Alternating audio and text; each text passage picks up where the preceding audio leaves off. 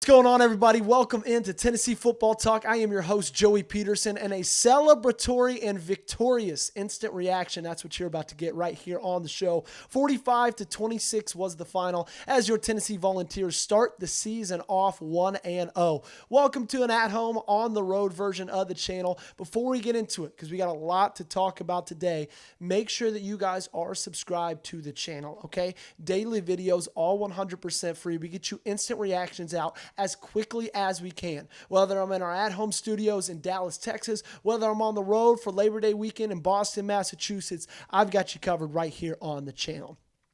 Let's start this one off where everybody I know wants me to start this one off. Let's talk a little bit about Joey Aguilar. And I'm going to try my best not to overreact in a positive or negative way because there's things to talk about on really both sides of the spectrum. Obviously, you're going to look at my social media, you're going to look at my Twitter, and you're going to hear me calling Joey football the truth. And I think a lot of what we saw today was really, really exciting, okay? I think my favorite play from the entire game was not the 76-yard touchdown bomb to Braylon Staley. No, that one was awesome. That was the one that probably made me jump out of my seat the most and the highest and cheer the loudest. But I think what I'm going to take away and be most excited about going forward from here is that rollout to his left touchdown pass to Star Thomas on the left side of the end zone on a goal line play, okay? Because that play showed me a lot of things. Number one, he did what we've been praying for a Tennessee quarterback to do.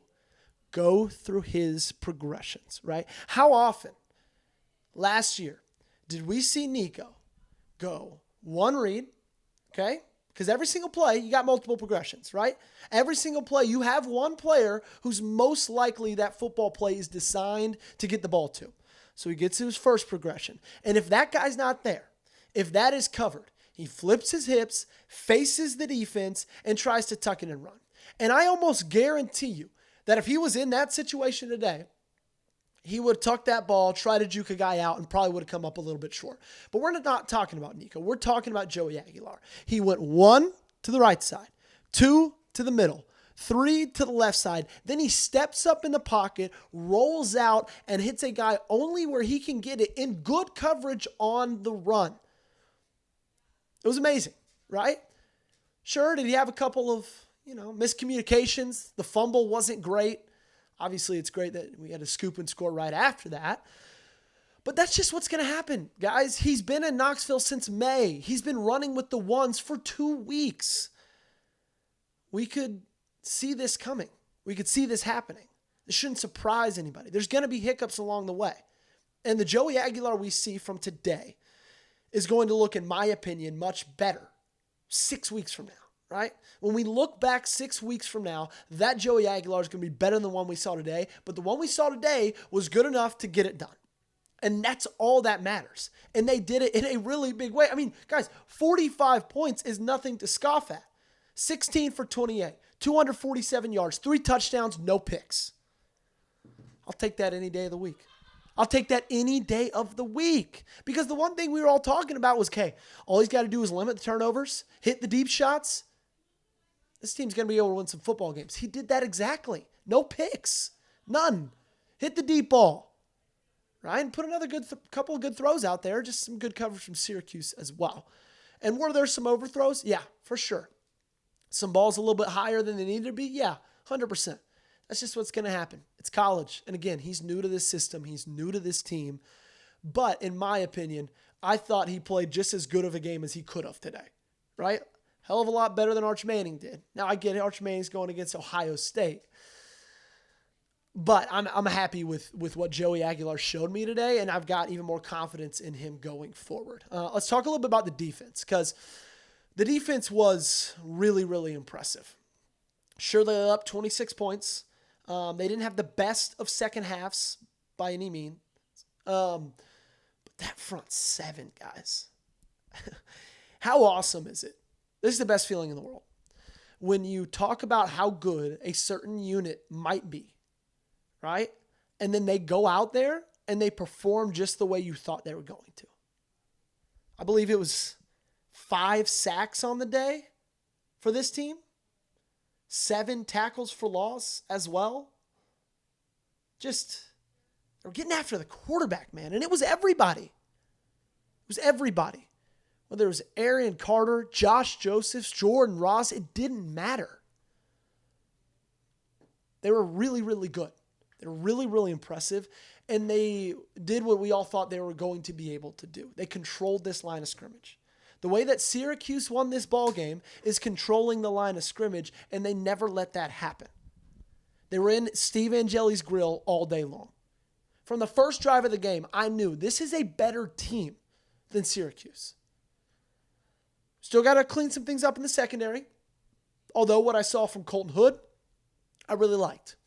Ricky Gibson got a little banged up. Was on the sideline pretty much the entirety of that second half. No helmet on. Hopefully he's going to be okay. And I think what we saw today, again, pretty much in every aspect of the football, is going to be the sloppiest we'll see for the good majority of this season.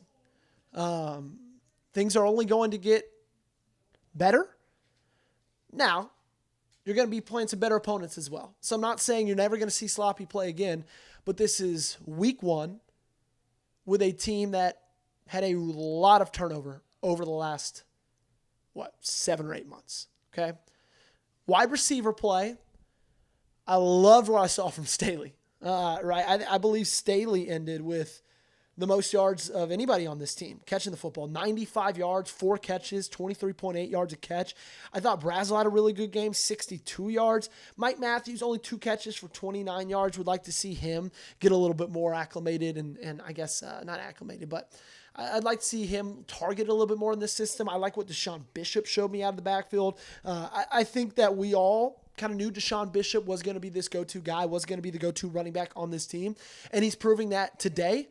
He proved that today, I would say. 82 yards for him, 7.5 yards a catch. Star Thomas also had a phenomenal game, 92 yards for him on the ground on 12 carries.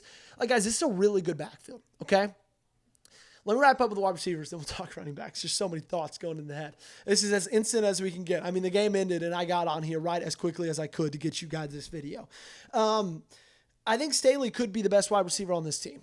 Now, I'm not giving up on Mike Matthews. Mike Matthews still definitely has the highest ceiling, but I really, really liked what I saw from Staley. It's less of a knock on Matthews and more of a push up on what Braylon Staley's going to be able to do this year.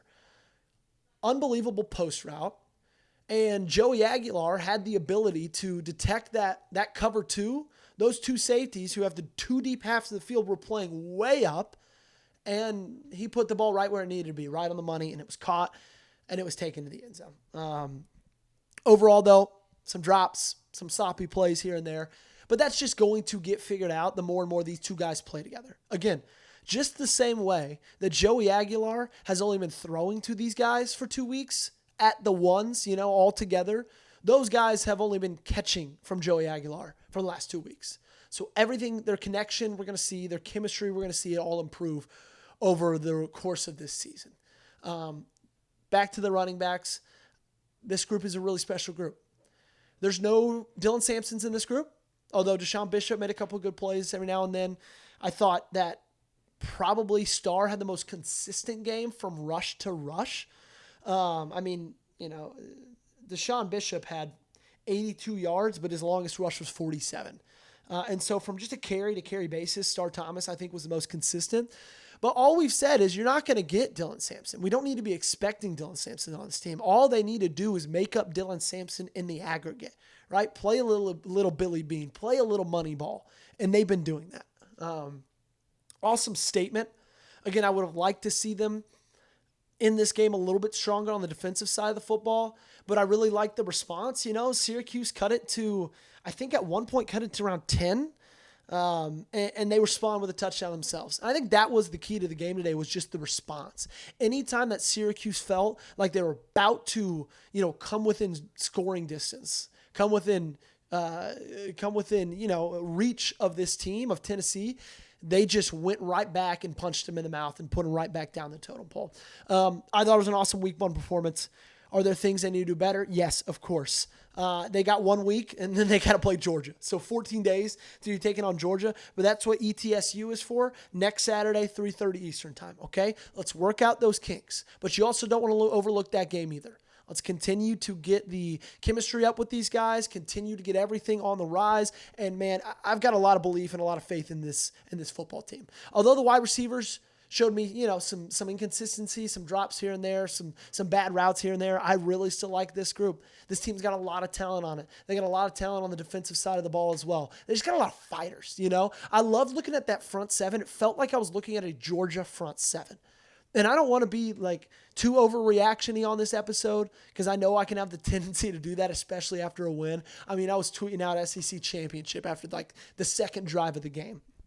Of course, there's a little hyperbolic speaking in there, a little comedy in there as well. And I don't want to overreact too much, but I really, really liked what I saw from this front seven. And as we know, this game is won and lost in the trenches. And I don't want to leave without giving a shout out to the big boys up front and the offensive line as well. I thought they gave Joey all the time he needed today. And it was kind of a patchwork group in a sense, with David Sanders kind of not being able to go right at the beginning of the game. They threw Perry, I believe, out to right tackle, and everybody else just kind of stepped up. Really liked what I saw from Pendleton. Really liked what I saw from Mo. And then obviously, I think Lance Hurd was really good as well. Overall, good win. But we're just getting started, right? Job's not close to finish. Job's barely even getting started as of right now. Got a lot of games ahead of you, but I like what I've seen from week one. I think for a team who just found out their starting quarterback 2 weeks ago, who just had the guy that is their starting quarterback come to campus in May, I like what I'm seeing so far. If Joey can continue to be that guy that just steers the ship, doesn't make mistakes, hits open guys, this team is going to be able to win a lot of games along the course of this season.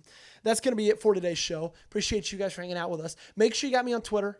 Make sure you got me on Instagram as well. The link to my Twitter is in the comment section down below.